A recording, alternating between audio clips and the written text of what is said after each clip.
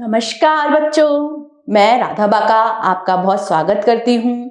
हम गृह विज्ञान विषय पढ़ रहे हैं और उसके 3 अध्याय हम पूरे कर चुके हैं। आज हम अध्याय 4 शुरू करेंगे जिसका नाम है आहार, पोषण एवं स्वास्थ्य और इसका आज हम पार्ट 1 देखेंगे। देखिए बच्चों, आहार क्या होता है? जो कुछ भी हम खाते हैं, पीते हैं, जिसका क्या है, हमारे शरीर का उपयोग होता है, जिससे हमें क्या मिलता है? पोषण मिलता है। यह आहार किस रूप में? ठोस रूप में भी हो सकता है, अर्ध ठोस रूप में भी हो सकता है और तरल रूप में भी हो सकता है। इस प्रकार सभी प्रकार के जो खाद्य पदार्थ होते हैं वे क्या होते हैं? आपके आहार होते हैं, चाहे वह तरल रूप में हो जैसे दूध हो, छाछ हो, जूस हो, या फिर आपके अर्ध ठोस रूप में जैसे खिचड़ी हो सकती है, दलिया हो सकता है, आपके उपमा हो सकता है। ये सब अर्ध ठोस के खाद्य पदार्थ हैं। ठोस रूप में जैसे हम चपाती खा रहे हैं, चावल खा रहे हैं, ये सब ठोस खाद्य पदार्थ हैं। तो ये सभी क्या कहलाते हैं? आपके आहार कहलाते हैं। अब देखिए बच्चों, आहार में क्या विशेषताएं होनी चाहिए? जो भी हम खाद्य पदार्थ खा रहे हैं उसमें मुख्यतः 2 विशेषताएं होनी चाहिए। पहली चीज कि वह खाने योग्य होना चाहिए, हम उसे खा सकें, और दूसरी वह खाद्य पदार्थ हमें क्या है?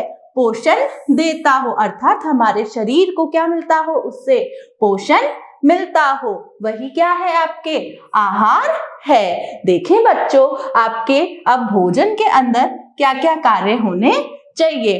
भोजन के मुख्यतः 3 काम होते हैं। पहला आपका शारीरिक कार्य, दूसरा मनोवैज्ञानिक कार्य और तीसरा उसका शारीरिक कार्य। सामाजिक कार्य क्या है? हम क्या है, हमारे घर परिवार में तीज, त्योहार, शादी, ब्याह, जन्मदिन आदि पर हम क्या करते हैं? हमारे रिश्तेदारों को न्योता देते हैं, उनको हम घर पर भोजन के लिए आमंत्रित करते हैं। क्यों? ये क्या है? हमारा भोजन का सामाजिक कार्य है। इस दौरान क्या है, हम सभी लोगों से मिलते हैं, एक जगह इकट्ठे होते हैं इन अवसरों पर, जिससे क्या है, हमारा सामाजिक रूप से लोगों के साथ में मेलजोल बढ़ाते हैं। इसलिए हम कह सकते हैं कि भोजन हमेशा से ही हमारे लिए क्या है? सामाजिक अस्तित्व का केंद्र बिंदु रहा है। और भोजन के हम क्या करते हैं? खाने का आयोजन करते हैं। जैसे क्या है, पारिवारिक अवसरों पर हम क्या करते हैं? शादी ब्याह में, जन्मदिन में, त्योहारों पर आदि पर हम विशेष पकवान बनाते हैं और हमारे रिश्तेदारों को आमंत्रित करते हैं। देखिए, हम हमारे जो शैक्षणिक अवसर होते हैं, जैसे विद्यालय में और महाविद्यालयों में विदाई समारोह होता है, या कोई सेमिनार होता है, या स्वागत समारोह होता है, उस दौरान भी हमारे विद्यालय में या कॉलेज में क्या किया जाता है? भोजन का आयोजन किया जाता है। उससे भी क्या है, आपके सभी लोग क्या है, एक दूसरे से मिलते हैं। साथ ही साथ हमारे जो राजनीतिक अवसर होते हैं उन पर भी क्या की जाती है? भोजन का आयोजन किया जाता है। जैसे सभाएं होती हैं, मीटिंग्स होती हैं, या प्रेस कॉन्फ्रेंसिंग होती है, उस दौरान भी क्या है, विभिन्न प्रकार के व्यंजन या पकवान या भोजन क्या है, बनाए जाते हैं। भोजन का क्या काम है? आपके सामाजिक काम है। क्या कार्य है? भोजन करते समय हम एक दूसरे के साथ मिलने का हमें क्या मिलता है? अवसर मिलता है। और हमारे जो संबंध है वो एक दूसरे के साथ में कैसे होते हैं? मजबूत होते हैं। ये क्या है? हमारा सामाजिक कार्य है। अब देखें हम बच्चों, भोजन का मनोवैज्ञानिक कार्य क्या होता है? देखिए, जब हम खुश होते हैं या हमारा बहुत अच्छा रिजल्ट आ गया, हम पास हो गए, तो हम क्या करते हैं? पार्टी करते हैं, या हम कहीं पे बाहर खाना खाने जाते हैं दोस्तों के साथ में। तो हमारा क्या है? खुशी होने पर हम क्या है, हमारे खुशी के भाव को प्रकट करते हैं। किसके माध्यम से? भोजन के माध्यम से। यही हमारा क्या है? मनोवैज्ञानिक कार्य है, क्योंकि हमें भोजन से क्या मिलती है, मानसिक संतुष्टि मिलती है। तो भोजन क्या है, हमारी भावनात्मक जरूरत को भी क्या करता है, पूरा करता है। जैसे माँ अपने बच्चे को दूध पिलाती है तो उससे क्या है, बच्चे को माँ के मातृत्व क्या भाव प्राप्त होता है, जिससे उसको सुरक्षा मिलती है। हमारी माँ हमें घर से बाहर जाने से पहले क्या है, खाना खिलाकर भेजती है, उससे ये सुरक्षा होती रहती है या मन में संतोष होता है कि मेरे बच्चे बाहर स्कूल कॉलेज या बाहर काम करने गए हैं तो उनका पेट भरा हुआ है, तो उन्हें सुरक्षा की भावना रहती है। हम प्रेम, आदर, सत्कार, भावनात्मक आवश्यकताओं की पूर्ति के लिए भी हम क्या करते हैं, भोजन करते हैं। तो बच्चों, ये हमने क्या देखे, भोजन के सामाजिक और मनोवैज्ञानिक कार्य। अब हम देखते हैं कि भोजन का क्या है, मुख्य कार्य आपका शारीरिक कार्य है। भोजन हम करते हैं तो भोजन से हमें क्या मिलती है, ऊर्जा मिलती है, और ऊर्जा से हमें काम करने की शक्ति मिलती है। तो भोजन का पहला काम क्या हो गया, ऊर्जा प्रदान करना हो गया। भोजन हमारे शरीर के वृद्धि और विकास दोनों के लिए ही क्या है, आवश्यक है। तो भोजन का द्वितीय काम क्या हो गया, शारीरिक विकास में भोजन क्या होता है, सहायक होता है। अब बच्चों, हमारे शरीर के अंदर जब भी हम सोते हैं, उठते हैं, बैठते हैं तो हमारे शरीर में विभिन्न क्रियाएं होती रहती है। तो उन शारीरिक क्रियाओं को करने के लिए भी क्या है, हमें भोजन की आवश्यकता होती है। भोजन हमें क्या करता है, रोगों से भी क्या करता है, बचाता है। तो भोजन रोगों से हमारी रक्षा करता है। देखो बच्चों, पहला काम है भोजन का ऊर्जा देना। क्या है, प्रत्येक मनुष्य को काम करने के लिए किसकी आवश्यकता है, ऊर्जा की आवश्यकता है। चाहे हम घर पर क्या कर रहे हों, कार्य कर रहे हों, घर के बाहर घूम रहे हों, हम खाना बना रहे हों, काम करने में सभी में हमें किसकी आवश्यकता होती है, ऊर्जा की आवश्यकता होती है। जो भी हम खाते हैं उससे हमें क्या मिलती है, एनर्जी मिलती है, हमें शक्ति मिलती है। इसलिए हमें भोजन क्या है, काम करने के लिए ऊर्जा प्रदान करता है। देखिए बच्चों, जब भी हम विश्राम कर रहे हैं तो भी हमें किसकी आवश्यकता है, ऊर्जा की आवश्यकता है। क्योंकि हमारे शरीर के अंदर क्या है, आपके कुछ ना कुछ क्रियाएं होती रहती है। जैसे क्या है, हृदय द्वारा रक्त का संचालन, फेफड़ों द्वारा श्वास क्रिया आदि के लिए भी हमें किसकी आवश्यकता है, ऊर्जा की आवश्यकता है। तो भोजन का हमने पहला कार्य देखा कि भोजन का पहला कार्य क्या है, ऊर्जा को प्रदान करना। वहीं पे अब हम भोजन का द्वितीय कार्य देखते हैं। देखिए बच्चों, हमारा जो शारीरिक विकास है वह क्या है, आपके भोजन से ही होता है। भोजन में जो प्रोटीन है, प्रोटीन हमारे शरीर के विभिन्न अंगों के निर्माण में सहायता करता है, हमारे शरीर की वृद्धि और विकास में सहायता करता है। तो हमारे शरीर की जो बहुत सी कोशिकाएं हैं वह उत्तक है, उन सबका निर्माण किससे होता है, भोजन से ही होता है। तो इन कोशिकाओं को बनाने में किसका मुख्य रोल है या मुख्य योगदान है, भोजन का मुख्य योगदान होता है। तो शरीर के वृद्धि विकास या शरीर को बनाने के लिए, उनकी कोशिकाएं उत्तकों के निर्माण के लिए हमें किसकी आवश्यकता है, भोजन की आवश्यकता है। भोजन क्या है आपके, हम जब चोटग्रस्त हो जाते हैं या हमें चाकू से काम करते हुए हमारे अंगुली पे लग गई है तो हमारी यहाँ की जो कोशिकाएं हैं वह क्या हो गई है, क्षतिग्रस्त हो गई है, टूट गई है। तो उनका पुनः निर्माण करने के लिए भी हमें किसकी आवश्यकता होती है, भोजन की आवश्यकता होती है। भोजन में जो प्रोटीन है वो प्रोटीन हमारे शरीर की कोशिकाओं का क्या करता है, निर्माण करता है, और जहां पर ये कोशिकाएं और उत्तक नष्ट हुए हैं उन्हें वापस बनाता है। इसी प्रकार जब हम कभी चोटग्रस्त हो जाते हैं तो हमारी कोशिकाएं क्षतिग्रस्त या नष्ट हो जाती है और इनकी जगह क्या होता है, नई कोशिकाएं बनती है। इस प्रकार शरीर को क्या है, आपके बनाने और विकसित करने और उसकी मरम्मत करने का मुख्य काम भी कौन करता है, भोजन ही करता है।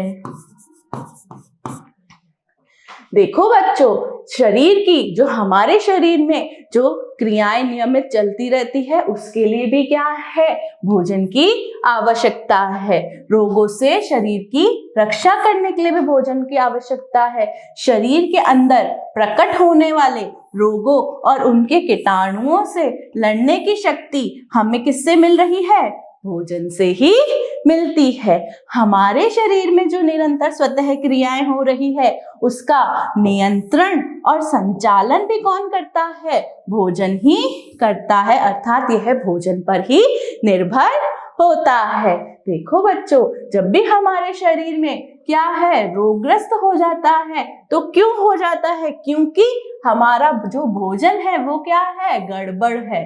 अतः हमें क्या है, भोजन द्वारा ही समस्त कार्य सुचारू व नियमित रूप से करने होते हैं। तो हमें क्या है, आपके पौष्टिक भोजन लेना चाहिए जो क्या है, आपके संदूषित भी ना हो। देखो बच्चों, हमने भोजन के कार्य देख लिए हैं। अब भोजन से हमें क्या मिलता है, पोषण मिलता है। पोषण क्या होता है, जो हम खाते हैं, हम क्या करते हैं, भोजन को हम क्या करते हैं, खाते हैं, उसको पचाते हैं, उसका अवशोषण होता है और हमारे जो विभिन्न अंग हैं उसका क्या होता है, भोजन का विभिन्न अंगों द्वारा क्या है, हमें उपयोग होता है, जिससे हमें पोषण मिलता है। और ये पोषण क्या है, हमारे शरीर के विभिन्न अंगों द्वारा उपयोग में लिया जाता है।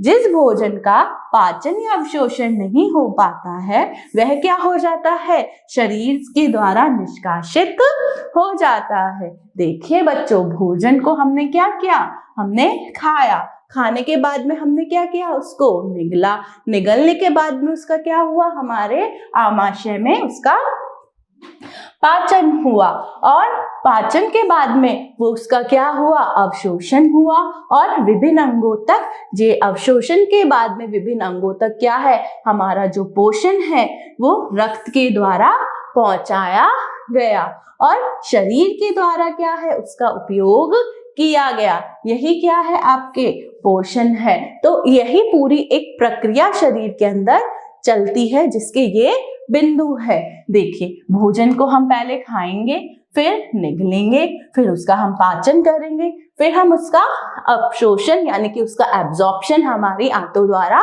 होगा और उसका क्या है, एब्जॉर्प्शन होने के बाद में शरीर के जो हमारे विभिन्न अंग हैं उन तक भोजन या पोषण किस रूप में पहुंचाया जाएगा, रक्त के द्वारा विभिन्न अंगों तक पहुंचाया जाता है, जिसका हमारे शरीर के अंदर क्या होता है, उपयोग किया जाता है और इससे ही हमारे शरीर को न्यूट्रिशन या पोषण मिलता है।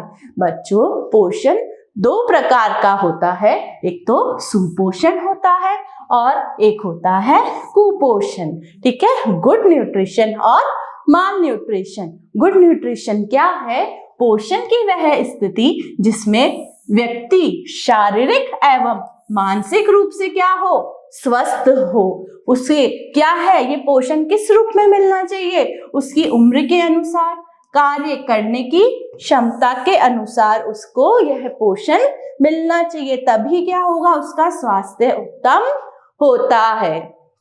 देखिए, कुपोषण का मतलब होता है पोषण की वह स्थिति जिसमें भोजन द्वारा जो शारीरिक आवश्यकताएं हैं उसकी पूर्ति ना हो पाए, वही क्या कहलाता है, कुपोषण कहलाता है। इसके अंदर कुपोषण में जो आपके पौष्टिक तत्व हैं उनकी कमी भी हो सकती है और अधिकता भी हो सकती है।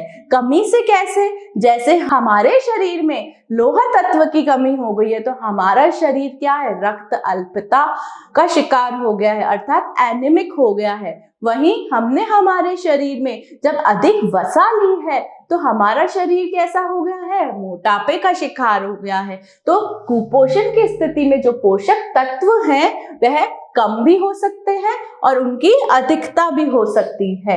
तो ऐसे में जब व्यक्ति की क्या होती है, व्यक्ति कुपोषित होता है तो उसकी कार्य क्षमता क्या हो जाती है, क्षीण हो जाती है और व्यक्ति क्या है, विभिन्न रोगों से क्या हो जाता है, ग्रस्त हो जाता है। तो हमने क्या देखा, पोषण के 2 स्तर है। पहला स्तर हमने देखा सुपोषण और दूसरा स्तर हमने देखा कुपोषण। सुपोषण कौन सी स्थिति है, जिसमें हमारे शरीर को क्या है, सभी पोषक तत्व पर्याप्त मात्रा में मिल रहे हैं और हमारी कार्य क्षमता भी क्या है, अच्छी है। वही कुपोषण क्या है, जिसमें हमारे पोषक तत्व हमें कम या अधिक मात्रा में मिल रहे हैं, जिससे हमारी कार्य क्षमता में क्या हो गई है, कमी हो गई है और हमारा शरीर कैसा हो गया है, रोगग्रस्त हो गया है। बच्चों, हमने पोषण की बात कर ली है। अब ये पोषण हमें मिलता किससे है, पोषक तत्वों से मिलता है। तो जो भोजन में उपस्थित रासायनिक पदार्थ होते हैं, उससे ही हमारे शरीर को क्या मिलता है, पोषण मिलता है। ये जो पोषण है, ये किसके माध्यम से मिलता है, हमें पोषक तत्वों के माध्यम से मिलता है। ये पोषक तत्व 2 प्रकार के होते हैं। पोषक तत्व वृहत मात्रिक भी हो सकते हैं और सूक्ष्म मात्रिक भी हो सकते हैं। अतः पोषक तत्व कितने प्रकार के हुए, 2 प्रकार के। एक तो हो गए वृहत मात्रिक पोषक तत्व, दूसरा सूक्ष्म मात्रिक पोषक तत्व। वृहत मात्रिक पोषक तत्व वे हैं जिनकी हमारे शरीर को क्या है, अधिक मात्रा में आवश्यकता होती है। जैसे हमें कार्बोहाइड्रेट्स की आवश्यकता ज्यादा है, अर्थात हमारे शरीर को कार्बोहाइड्रेट्स, प्रोटीन या वसा, इनकी मात्रा हमें क्या है, भोजन में ज्यादा लेनी होती है। इसलिए ही इन्हें हमें क्या कह रहे हैं, वृहत मात्रिक पोषक तत्व कह रहे हैं। वही सूक्ष्म मात्रिक पोषक तत्व क्या होते हैं, ये क्या है, इनकी हमारे शरीर को क्या है, अल्प मात्रा में आवश्यकता होती है, किंतु ये हमारे शरीर के लिए क्या, हमारे शरीर के वृद्धि और विकास के लिए भी आवश्यक होते हैं। जैसे एक छोटा सा एग्जाम्पल आपको बताती हूँ। हम खाने में क्या है, नमक का प्रयोग बहुत कम करते हैं, जिसमें हमारे क्या है, सोडियम होते हैं, है ना। तो ये क्या है, हमें इनकी मात्रा कम चाहिए। वहीं हम आलू की सब्जी बना रहे हैं, तो हम आलू की मात्रा ज्यादा ले रहे हैं, आलू में कार्बोहाइड्रेट्स हैं। तो इस प्रकार से वे पोषक तत्व जिनकी मात्रा हमें क्या है, अधिक लेनी होती है, उन्हें हम वृहत मात्रिक पोषक तत्व कहते हैं। और हमारे शरीर को जिनकी मात्रा क्या है, अल्प मात्रा में आवश्यकता होती है, वे पोषक तत्व क्या है, सूक्ष्म मात्रिक पोषक तत्व है। सूक्ष्म मात्रिक पोषक तत्व में खनिज, लवण व विटामिन आते हैं। तो इनकी हमें आवश्यकता क्या है, कम मात्रा में है, किंतु ये है क्या है, हमारे शरीर की वृद्धि और विकास के लिए आवश्यक है। अब हम सबसे पहले क्या देख लेते हैं कि वृहत मात्रिक पोषक तत्व कौन से हैं और उनके क्या क्या काम है, जिसमें हमने सबसे पहले कार्बोहाइड्रेट्स के बारे में बात की थी। ये जो कार्बोहाइड्रेट्स है बच्चों, 2 प्रकार का हो सकता है, प्राच्य कार्बोहाइड्रेट्स और अप्राच्य कार्बोहाइड्रेट्स। इन्हें हम आहार्य रेशे भी कहते हैं। प्राच्य कार्बोहाइड्रेट्स हमें 2 रूप में मिलता है, या तो हमें स्टार्च के रूप में मिलता है या शर्करा के रूप में हमें मिलता है। जो स्टार्च के रूप में हमें मिलता है वे किस किस से, अनाज, दालें, कंदमूल, आलू आदि में क्या होता है, स्टार्च के रूप में हमें कार्बोहाइड्रेट्स मिलते हैं। वहीं शर्करा या शुगर के रूप में हमें क्या मिलती है, चीनी, गुड़, फल, शहद, दूध आदि के रूप में जो कार्बोहाइड्रेट्स है वो किस रूप में मिलता है, हमें शर्करा या शुगर के रूप में हमें मिलता है। अनाज, दालों, कंदमूल, आलू आदि से हमें क्या है, कार्बोहाइड्रेट स्टार्च के रूप में मिल रहा है, और चीनी, गुड़, फल, दूध आदि से हमें जो कार्बोहाइड्रेट मिल रहा है वो किस रूप में मिल रहा है, हमें शर्करा के रूप में मिल रहा है। अब जो ये स्टार्च और जो ये शर्करा है हमारे शरीर में क्या हो जाती है, आसानी से पच जाती है, अर्थात उसका पाचन आसानी से हो जाता है और हमारे शरीर को क्या देता है, ये ऊर्जा देता है। तो कार्बोहाइड्रेट्स क्या है, आपके शरीर को ऊर्जा प्रदान करते हैं। जो अप्राच्य कार्बोहाइड्रेट है वे कौन सी है, अभी हमने कौन सी कार्बोहाइड्रेट्स देखी थी, प्राच्य कार्बोहाइड्रेट्स, और अब हम देख रहे हैं अप्राच्य कार्बोहाइड्रेट्स या आहार्य रेशे।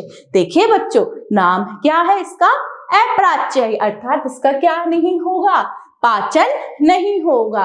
तो ये किस रूप में मिलती है ये कार्बोहाइड्रेट्स हमें? सेल्यूलोज और हेमिसेल्यूलोज के रूप में मिलती है। शरीर के अंदर क्या है, इसका पाचन नहीं होता है और ये बिना पचे ही हमारे शरीर से क्या हो जाती है, बाहर निकल जाती है, जिन्हें हम क्या कहते हैं, आहार्य रेशे या फिर फाइबर्स भी कहते हैं। अब जो ये फाइबर्स हैं इनका क्या काम है, ये हमारे शरीर की क्या है, हमारे जो बल्क बन रहा है, जो मल बन रहा है, उसके निर्माण में क्या करती है, मदद करती है। हमारे शरीर द्वारा क्या होती है, अप्राच्य होती है। इनसे किसकी वृद्धि होती है, मल की वृद्धि होती है और शरीर के द्वारा ये क्या हो जाती है, निष्कासित कर दी जाती है। ये हमारे आंतों के संकुचन या क्रमानुकुंचन की गति को भी क्या करती है, मदद करती है। इसलिए ये जो कार्बोहाइड्रेट्स है या ये जो शर्करा है, इसे हमने आहार्य रेशे भी कहा है, जो कि क्या है, शरीर के द्वारा इसका पाचन नहीं होता है, शरीर के द्वारा मल के रूप में ये बाहर निकाल दी जाती है। देखिए बच्चों, जो ऊर्जा को जो मापने की इकाई होती है उसे हम क्या कहते हैं, किलो कैलोरी कहते हैं। जैसे दूध को हम लीटर में नापते हैं, है ना, हम कोई बाजार से सब्जी या कुछ लेने जाते हैं, उसको किलोग्राम या ग्राम्स में लेते हैं, तो वो क्या होती है, उसकी इकाई होती है। ऐसे ही जो ऊर्जा होती है यानी कि जो एनर्जी है, उसको क्या है, आपके किसमें, आपके किलो कैलोरी के अंदर नापा जाता है, जिसे हम क्या कहते हैं, किलो कैलोरी ऊर्जा को मापने की इकाई है। ठीक है, अब हम देखें, अगर हम 1 ग्राम कार्बोहाइड्रेट्स ले रहे हैं तो उससे हमें कितनी ऊर्जा मिलनी चाहिए। अगर हम 1 ग्राम कार्बोहाइड्रेट्स खाते हैं तो हमें 4 किलो कैलोरी ऊर्जा मिलती है। जैसे हमने 1 ग्राम कार्बोहाइड्रेट खाया तो हमने कितनी ऊर्जा उससे मिल गई, 4 किलो कैलोरी। वही हमने 100 ग्राम कार्बोहाइड्रेट्स हमने लिए तो हमें 400 किलो कैलोरी मिल गई। और हमने अगर क्या है, आपके 1 ग्राम से तो हमें 4 किलो कैलोरी मिल रही है। ठीक है, 100 ग्राम से हमें क्या है, 400 किलो कैलोरी मिल रही है। इसको हमने कैसे निकाला, 4 मल्टीप्लाई बाय 100 कर दिया तो आपके क्या है, 400 किलो कैलोरी आ गई है। अगर हमने यही किलो कैलोरी किसमें, 50 ग्राम कार्बोहाइड्रेट्स हमने खाई है तो 50 ग्राम कार्बोहाइड्रेट्स से हमें कितनी मिलेगी, 200 किलो कैलोरी हमें मिलेगी। ठीक है, तो आपके अगर प्रश्न आता है कि 1 ग्राम कार्बोहाइड्रेट्स में कितनी ऊर्जा मिलती है, 4 किलो कैलोरी ऊर्जा मिलती है। अब हम देखें बच्चों कि कार्बोहाइड्रेट्स के हमारे शरीर में क्या क्या काम होते हैं। सबसे पहला काम तो शरीर को क्या देना होता है, ऊर्जा देने का काम किसका है, कार्बोहाइड्रेट्स का है। ठीक है, दूसरी बात, हमारे जो हम अगर उचित मात्रा में कार्बोहाइड्रेट्स लेंगे तो हमारे जो प्रोटीन का जो मुख्य काम है वह है वृद्धि और विकास का, और प्रोटीन अपना काम अच्छे से कर पाएगा। इसलिए ही उचित मात्रा में कार्बोहाइड्रेट के प्रयोग से क्या होता है, प्रोटीन की बचत होती है। और हमने अभी आहार्य रेशे देखे थे, तो ये आहार्य रेशे क्या करते हैं, हमारे शरीर में मल वृद्धि करते हैं और मल त्याग की प्रक्रिया को भी क्या कर दिया जाता है, आसान करने में मदद करते हैं। ठीक है, अब देखते हैं बच्चों कार्बोहाइड्रेट्स के मुख्य स्रोत कौन कौन से हैं। आपकी जो एग्जाम है उसके अंदर एक प्रश्न अवश्य ऐसा आता है कि इसका मुख्य स्रोत कौन सा है, या ये आपके जैसे कार्बोहाइड्रेट्स किस में प्रचुर मात्रा में मिलता है या विटामिन किस में प्रचुर मात्रा में मिलते हैं, ऐसा प्रश्न आपको देखने को मिल जाएगा। तो अब हम देख लेते हैं कि कार्बोहाइड्रेट्स या शर्करा के जो मुख्य स्रोत है वो कौन कौन से हैं। जैसे हम अनाज खाते हैं, अनाज में हम क्या खाते हैं, गेहूं, चावल, मक्का, बाजरा, जौ, ज्वार, रागी आदि, ये सभी क्या है, अनाज हैं। तो इन अनाजों से हमें क्या मिलती है, कार्बोहाइड्रेट्स मिलती है। वहीं जो दालें हैं जैसे मूंग की दाल, उड़द की दाल, मसूर, राजमा, चना, ये सब भी, इनमें भी क्या उपस्थित होता है? कार्बोहाइड्रेट्स उपस्थित होता है। कंदमूल, कंदमूल वे होते हैं जो जमीन के नीचे या आपके मिट्टी में उगाए जाते हैं, जैसे आलू, शकरकंदी, चुकंदर, ये सब चीजें किसकी गिनती में आते हैं? कंदमूल या रूट्स एंड वेजिटेबल्स कहलाते हैं।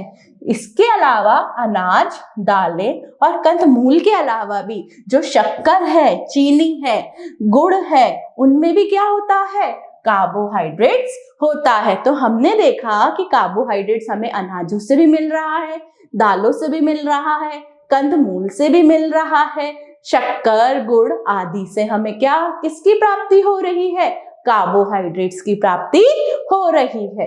अब बच्चों, हमने कार्बोहाइड्रेट्स के बारे में सारी बात कर ली है कि कार्बोहाइड्रेट्स के क्या काम होते हैं, उसके कौन कौन से स्रोत हैं और कार्बोहाइड्रेट्स कितने प्रकार का होता है। अब हम बात करते हैं प्रोटीन की। देखिए बच्चों, प्रोटीन का जो मुख्य काम है वो शरीर की वृद्धि और विकास का है। मतलब शरीर की संरचना का या शरीर की जो वृद्धि और जो विकास हो रहा है वह किसकी सहायता से हो रहा है? प्रोटीन की सहायता से हो रहा है। तो शारीरिक संरचना, वृद्धि और विकास के लिए किसकी आवश्यकता है? प्रोटीन की आवश्यकता है।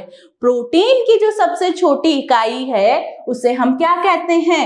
अमीनो अम्ल कहते हैं।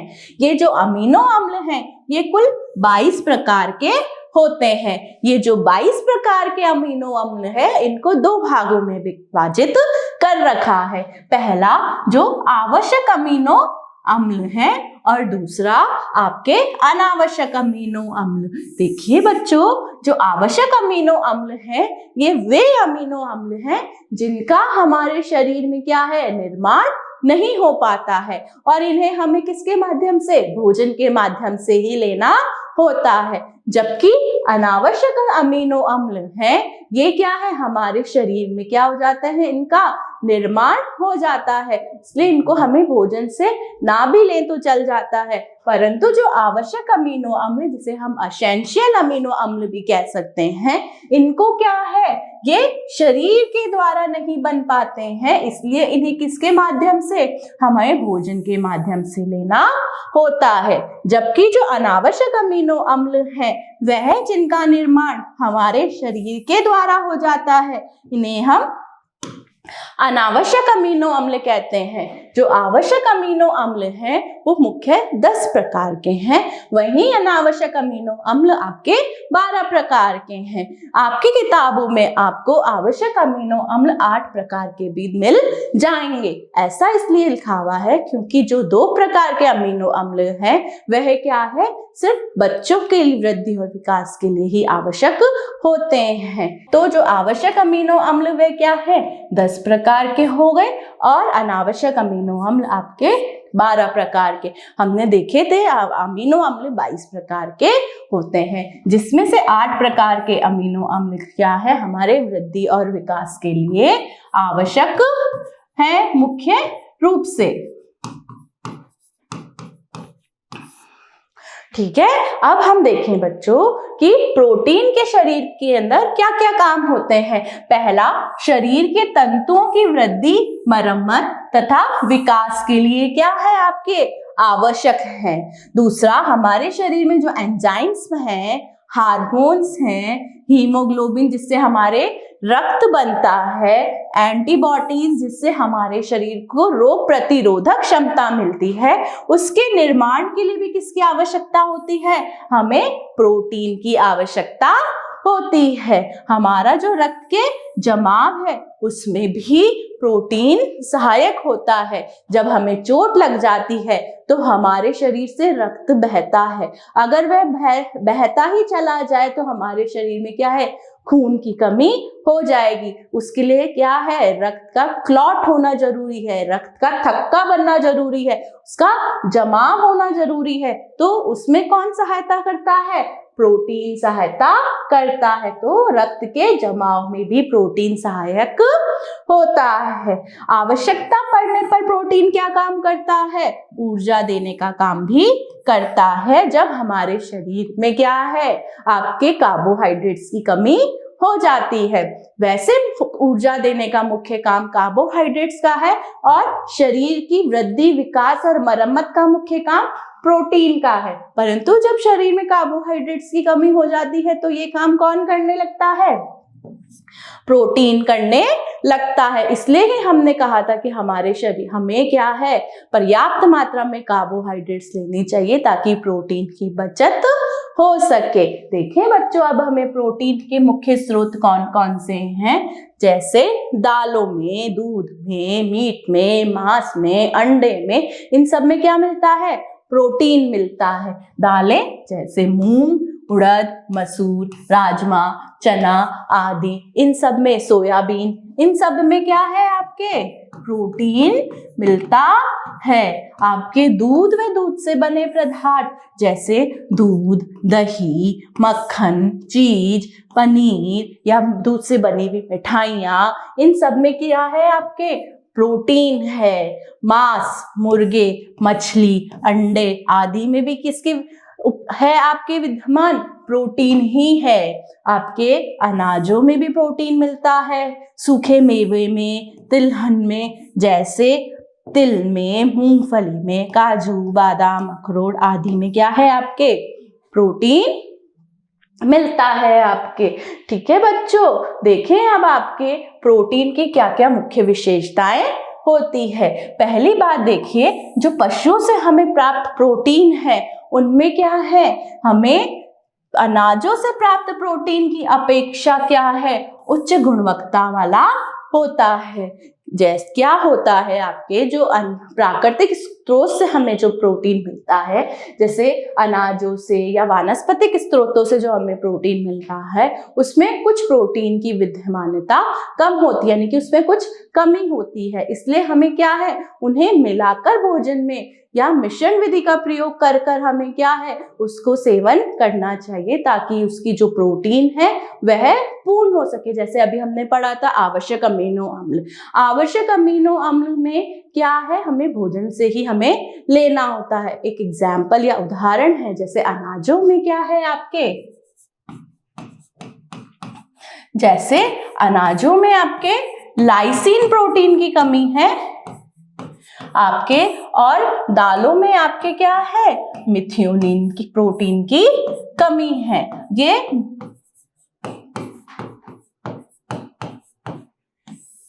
जब हम अनाज और दालों को मिलाकर कोई व्यंजन बना लेते हैं तो ये दोनों प्रोटीन क्या हैं? हमें भोजन के माध्यम से मिल जाते हैं। जैसे हम अनाज और दालों को मिलाकर क्या बनाते हैं?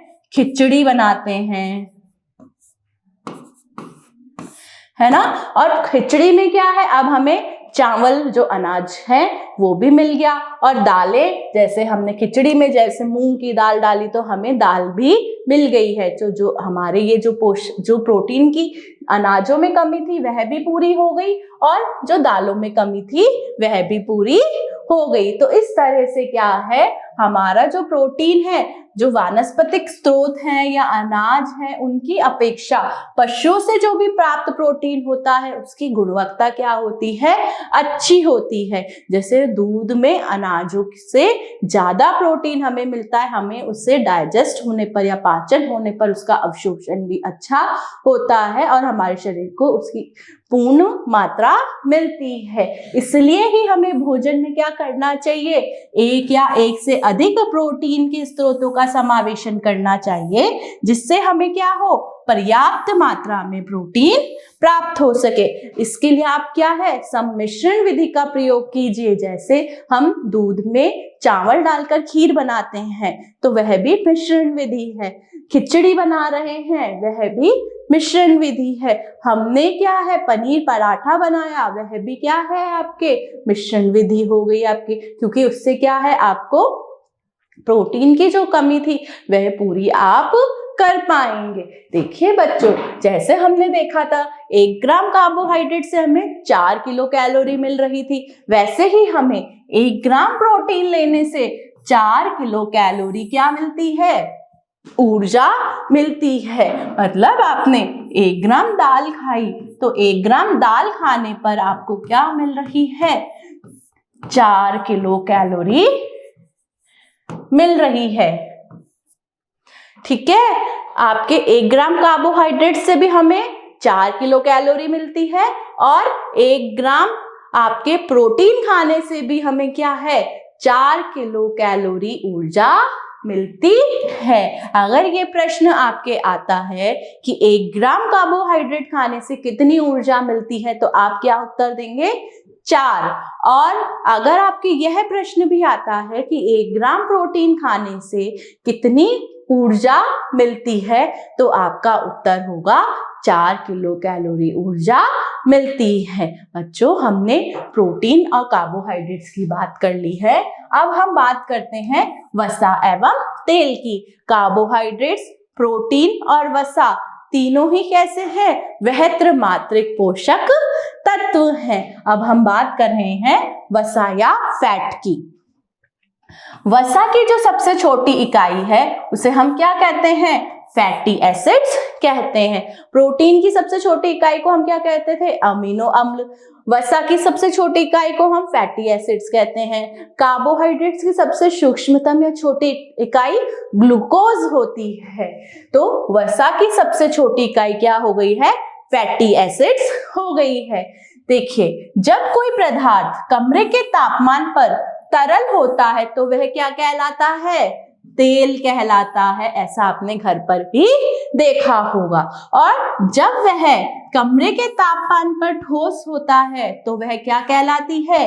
वसा कहलाती है। इसमें हम घी को देख सकते हैं और इसमें हम तेल को देख सकते हैं। देखिए बच्चों, जो वसा की जो संरचना होती है उसमें कार्बन, हाइड्रोजन व ऑक्सीजन के परमाणु शामिल होते हैं। इसमें जो वसा है वो 2 प्रकार की है, संतृप्त और असंतृप्त। इन दोनों के मध्य जो अंतर है वह भी उनकी रासायनिक संरचना पर ही आधारित होता है। वसा कितनी हो गई है? संतृप्त वसा हो गई है और असंतृप्त वसा हो गई है। Saturated fat and unsaturated fat. अब आपके जो संतृप्त वसा है, देखिए कार्बन की क्या होती है? 4 वैलेंसीज होती है। जब इन चारों को पूरा कर दिया जाता है तो आपके क्या है? वह वसा कैसी होगी? आपके संतृप्त वसा होगी। मतलब आपके ये जो बंध बन रहे हैं, जब ये सिंगल बॉन्ड या एकल बंध होता है इस पर आपके, तो क्या होती है वह वसा? संतृप्त वसा होती है। वहीं आपके जब ये डबल बॉन्ड हो जाता है या आपके कहीं पर इसकी वैलेंसी पूरी नहीं हो पाती है तो वह पास वाले से क्या कर लेती है? बंध बना लेती है। तो यह क्या है? आपके असंतृप्त वसा है। ठीक है। जब आपके कार्बन के चारों जो वैलेंसीज है वह पूरी हो रही है आपके किसके? हाइड्रोजन से, या आपके कार्बन के अणुओं में जो एकल बंध होता है वह वसा कैसी है? आपके संतृप्त वसा है। ठीक है। जैसे क्या है? घी, मक्खन, क्रीम, नारियल का तेल आदि। इसको हम दोबारा से देख लेते हैं। देखिए, संतृप्त वसा को हम क्या है? ट्रांस फैट भी कहते हैं। यह कमरे के तापमान पर क्या होती है? ठोस अवस्था में रहती है। और जो कार्बन से जो हाइड्रोजन के जो ये बंध बनाती है, ये कैसे बनाती है? आपके पूर्ण बंध या फिर आपके क्या है? इसमें एकल बंध होता है, इसलिए इसे हम क्या कहते हैं? संतृप्त वसा कहते हैं। इसके उदाहरण हैं घी, मक्खन, क्रीम, नारियल का तेल आदि इसके उदाहरण हो सकते हैं। वहीं पर बच्चों, जो असंतृप्त वसा है, जिससे क्या है? यह हमेशा किस रूप में होती है? आपके तरल अवस्था में होती है।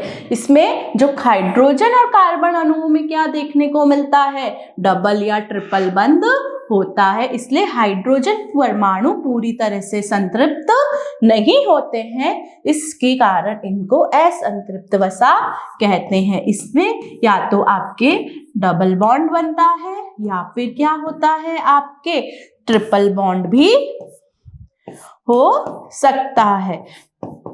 तो आपकी ऐसी वसा क्या है? आपके असंतृप्त वसा कहलाएगी। इनके उदाहरण हैं जैसे मूंगफली का तेल, सनफ्लावर ऑयल या ऑलिव ऑयल, ये ऑयल क्या होते हैं, या तेल हमेशा तरल अवस्था में होते हैं, और संतृप्त वसा में क्या है, आपके ठोस अवस्था में होते हैं, आपके कमरे के तापमान में। जैसे हम देखते हैं घी जब बहुत अधिक गर्मी होती है तो पिघलता है, और सर्दियों में क्या होता है, घी, मक्खन, नारियल का तेल क्या हो जाता है, जम जाता है, क्योंकि उस समय क्या है, आपका तापमान नीचे की ओर या नीचे होता है, तो आपके ये जम जाता है। वहीं पर आपके क्या है, असंतृप्त वसा कैसी है, तरल है, जैसे मूंगफली का तेल है, सनफ्लावर ऑयल है, ऑलिव ऑयल है, और जो इसमें आपके कार्बन अणुओं के साथ में जो हाइड्रोजन का जो बंध बनता है वह कैसा बनता है, डबल बंध या ट्रिपल बंध होते हैं, जिससे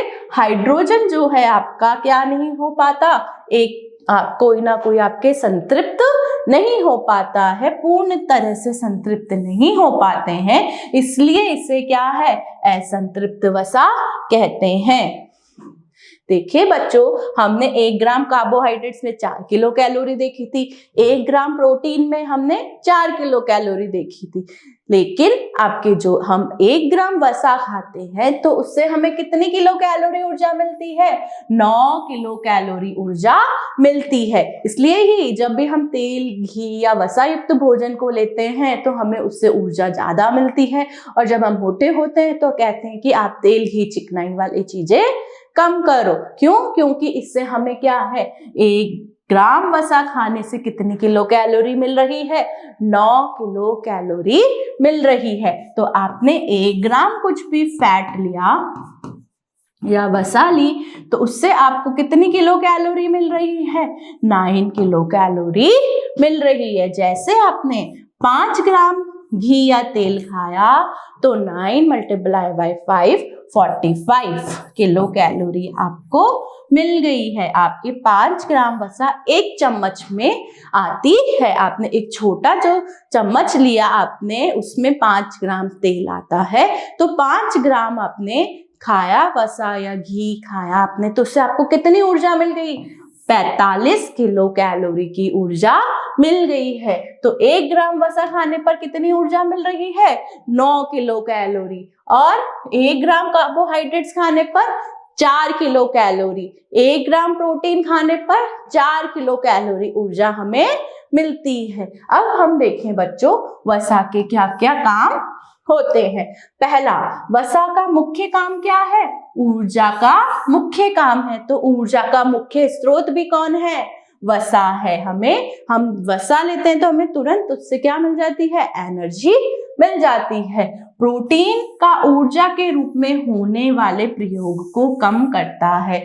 जैसे कार्बोहाइड्रेट्स आपके ऊर्जा, प्रोटीन का जो काम है उसमें उसकी मदद करता है, क्योंकि वह उसके उपयोग को क्या करता है, कम करता है। ऐसे ही जब हम वसा लेते हैं तो प्रोटीन के ऊर्जा के रूप में होने वाले काम को क्या कर देता है, ये कम कर देता है, क्योंकि जो वसा है वह कार्बोहाइड्रेट्स हैं।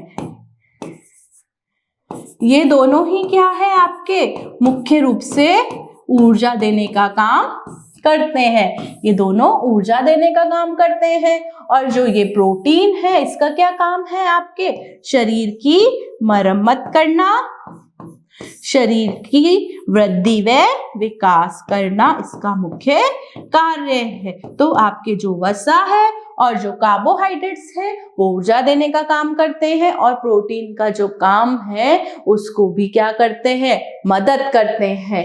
वसा में जो घुलनशील विटामिन होते हैं जैसे A, D, E, K को भी संपूर्ण शरीर में पहुंचाता है और इसके अवशोषण में मदद भी करता है। ये हम इसी के दूसरे पार्ट या भाग में देखेंगे कि वसा में घुलनशील आपके कुछ विटामिन होते हैं, जैसे vitamin A, vitamin D, vitamin E, vitamin K।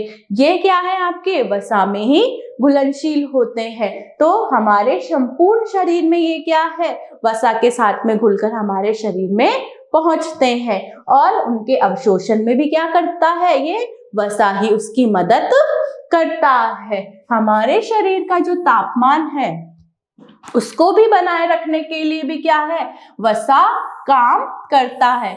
क्यों? क्योंकि वसा क्या है, हमारी त्वचा के नीचे जम जाती है और त्वचा के नीचे की जो वसा है वह शरीर को क्या देती है, गर्मी प्रदान करती है, गर्मी बनाए रखने में भी मदद करता है। जो हमारे शरीर के जो कोमल अंग हैं, जो महत्वपूर्ण अंग हैं, उनको भी क्या देता है, संरक्षण प्रदान करता है। हमारी भूख को भी क्या करती है वसा, आपके शांत करती है और हमारे पेट भरे रहने की अनुभूति भी हमें देता है। तो इस तरह हमने वसा के देखे, एक तो मुख्य ऊर्जा का स्रोत देखा वसा का, दूसरा ऊर्जा की प्रोटीन की बचत के लिए भी हमने इसका काम देखा, वसा में जो घुलनशील विटामिन होते हैं उसके लिए भी वसा महत्वपूर्ण है। चौथा हमने देखा शरीर का तापमान बनाए रखने के लिए भी वसा आवश्यक है, शरीर के जो कोमल अंग हैं उनको सुरक्षा और संरक्षण करने के लिए भी वसा आवश्यक है, आपके भूख को शांत करने के लिए भी वसा जरूरी है। अब हम देखें कि वसा के कौन कौन से स्रोत या सोर्सेज होते हैं। वसा हमें वनस्पति तेल, घी, मक्खन, तिलहन और मूंगफली आदि से मिलती है। इसके अलावा हमें वसा मांस, मुर्गी, मछली, अंडा, दूध, पनीर, चीज आदि से भी हमें वसा मिलती है। ठीक है, तो ये हमने वसा के स्रोत देखे हैं। आज के अध्याय में ये अध्याय आपके लिए अति महत्वपूर्ण है क्योंकि इस अध्याय से प्रश्न आने की संभावना भी ज्यादा है। आज हमने क्या क्या देख लिया, पोषण देख लिया, वृहत मात्रिक पोषक तत्व देख लिए और वृहत मात्रिक पोषक तत्वों में हमने कार्बोहाइड्रेट्स, प्रोटीन और वसा का अध्ययन कर लिया है। ये आशा करती हूँ आपको ये पाठ समझ में आया होगा और आप ये बार बार वीडियो देखेंगे तो आपका जो भी पॉइंट्स क्लियर नहीं हो रहे हैं वह क्लियर हो जाएंगे। थैंक यू बच्चों, धन्यवाद।